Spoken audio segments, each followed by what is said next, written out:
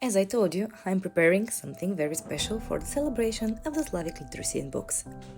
Well, the moment to share it with you finally came.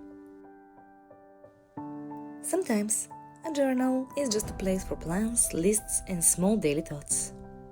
The one I'm showing you in this video combines two ideas, two things that I really love in one place. As you might have seen in my previous videos, I have a tattoo of dragons and dice.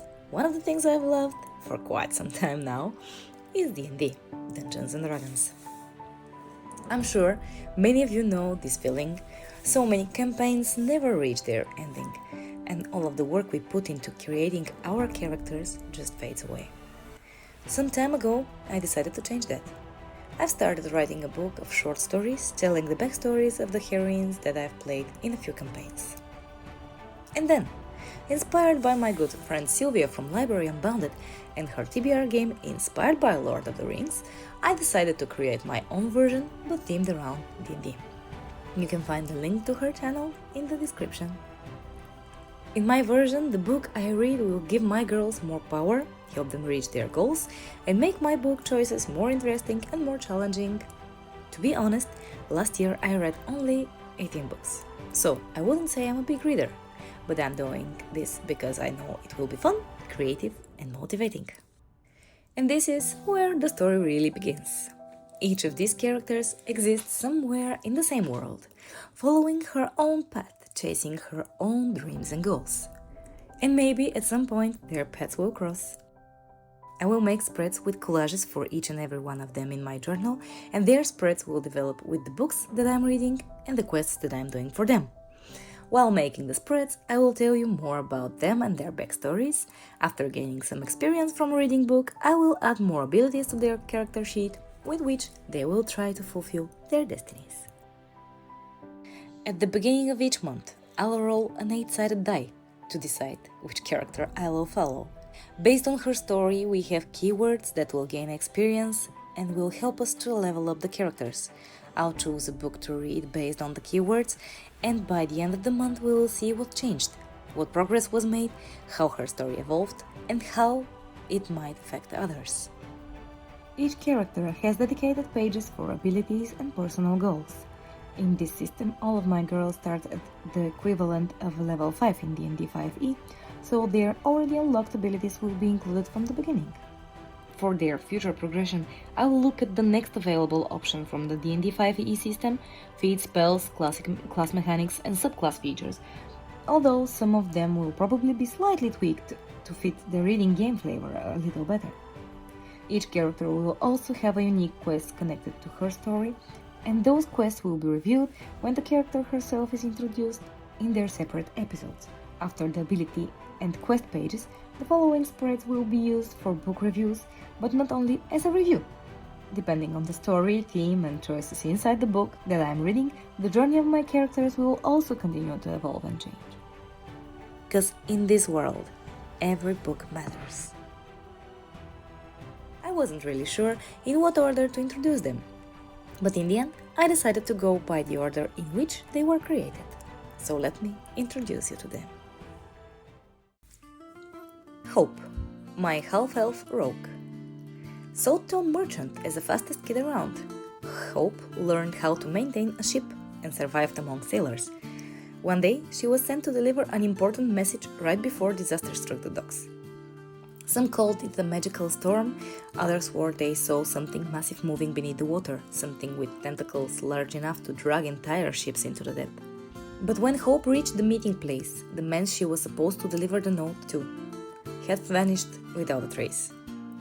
Afraid that the guards might blame her for what had happened, she hid in a nearby ruined building.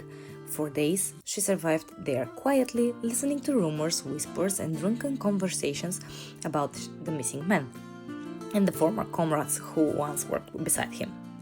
Step by step, those whispers led her closer to them until eventually she found herself working among them in their tavern.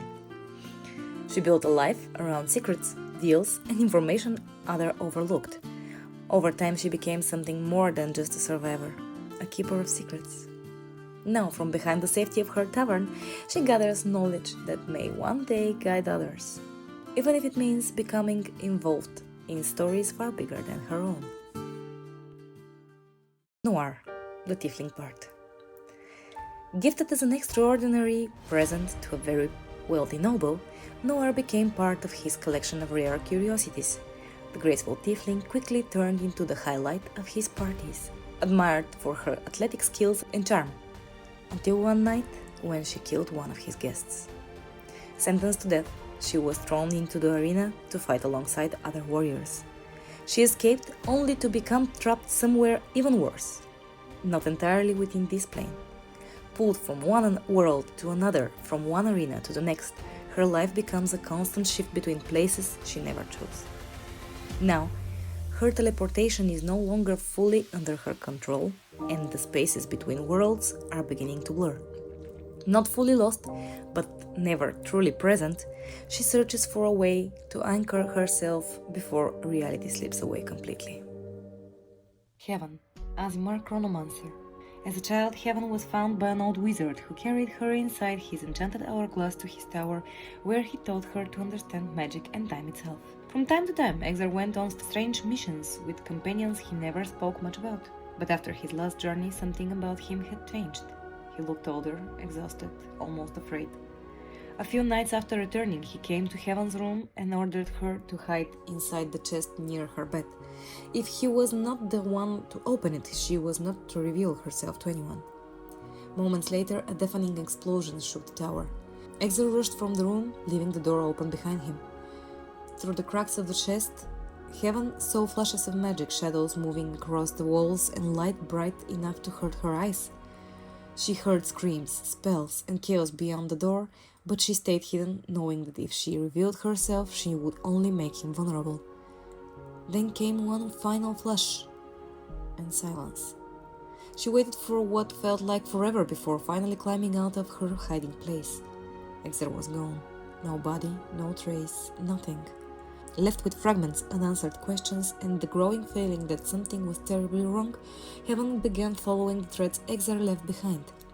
The first names that came to her mind were the old companions she had only barely heard stories about during her years in the tower. Now she searches for answers and hopefully for Exar himself. Prime, Kalashtar Ranger. Prime was born along the Karim tribe, guardians of an ancient lake hidden beneath the surface of the world. A quiet child among hunters and warriors, she grew up surrounded by glowing forests, strange rivers, and stories about things that disappeared in the dark near the water. Most believed that the lake was sacred, others feared what slept beneath it. During a patrol near the border between the forest of Franden and Tisborg, she was pushed into the river as part of a crow joke. Prime was suddenly pulled beneath the surface by something ancient. Deep below the water, she found a strange prismatic object, an artifact unlike anything she had ever seen. Metallic, glowing, alive with visions of distant places and unknown people. When she touched it, her armor was replaced by thin metallic plates that became part of her skin. Still beneath the water, with her eyes closed, visions filled her mind, endless hunts, distant lands, and a bow that looked almost identical to the prismatic pattern of her new arm. And when she opened her eyes, the bow was already in her hand. No one knows where it came from. Prime emerged from the lake changed, armed, and no longer certain of what destiny had chosen for her. Leaving her home behind, she set out searching for answers, guided only by visions, fragments, and the strange prismatic artifact that seemed to have awakened something inside her. Her first destination is the great city of Safra, a place where she hopes to find shelter and someone capable of answering the questions that now follow her everywhere. Bella, half-giant fighter. Bella is the heiress of ancient powers her family kept hidden for most of her life. Raised only with the company of a guardian who never had answers to the questions she asked, Bella spent much of her childhood searching for comfort elsewhere. She found it in the old stories, especially in a book telling the tragic love story of the Moon Goddess. One night, the Storm Lord himself appeared before her and revealed the truth. Bella had 2 years to prepare for a trial that would decide her fate. But Bella knew that inside her home, no one would help her find answers or survive what was coming. So instead of waiting, she chose to leave and let the answer find her instead. In a quiet tavern, In the city, she met a young man who clearly had a talent for bad decisions. So when her family guards showed up, leaving the city with him seemed perfectly reasonable. Now they travel side by side, not just to escape what she left behind, but to find someone who he lost, and fight for a future they can finally choose for themselves. Leaf, Tiefling Cleric. Leaf never truly belonged in the world she was born into. Seen as something to fear, she grew up learning to stay quiet, to stay small, until someone finally chose kindness. After a terrible accident in the mines, where Matron Silver sent the children from the black hole of Storvald, the boarding school of the mining city, Leaf was saved by a mysterious man. He sent her to his sister Aya. Aya gave her a home in another city, a purpose, and a love for healing through herbs and magic. But when Aya was taken from her, Leaf was left with questions and no answers. Now she travels helping others wherever she can, while searching for the truth and unknowingly becoming a bridge to something beyond this world. Saria, Changeling Sorcerer, the daughter of the White Terror Lucius Vandren, a mistake for the family and her father's greatest problem. Raised hidden inside a mansion, shown only on the masquerade parties behind the mask, Saria grew up believing that one day her father would suffer for what he had done to her. The first time she tried to escape, she was caught. The second time nearly killed her. Barely alive, she found shelter with two women who helped her understand her origins and the power hidden within them. For the first time, Xaria felt strong enough to stand against her father. Soon after, she was sent to the Magic Academy in the Flying City, a place reserved for her since birth. But rebellion remains her favorite hobby.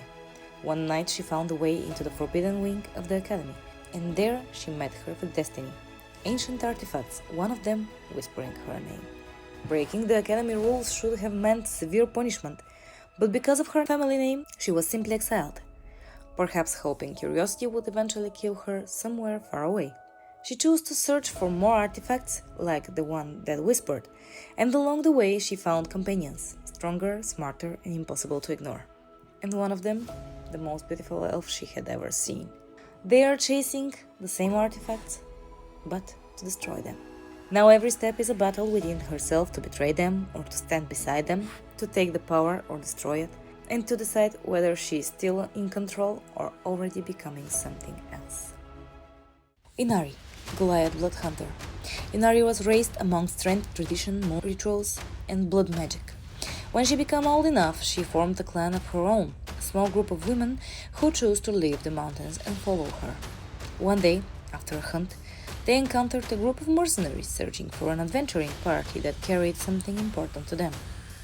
They shared food, stories, drinks, and bed through the night, until the sunrise, when Inari wakes up as the only living soul left among her clan. Her precious red moon necklace was gone along with the mercenaries. She buried her girls and left to hunt the man responsible to reclaim her necklace and take her revenge. Since then, she followed the trail without hesitation, learning to read the signs others are too afraid to face. And with every place she reaches, another piece of dark pattern reveals itself, bringing her closer not only to revenge, but to something far more dangerous. Since the eight-sided dice choose Hope as the first character we'll follow, next time we'll step into her world, uncover more of her story, and choose the books that will decide where her journey leads next. Thank you for watching.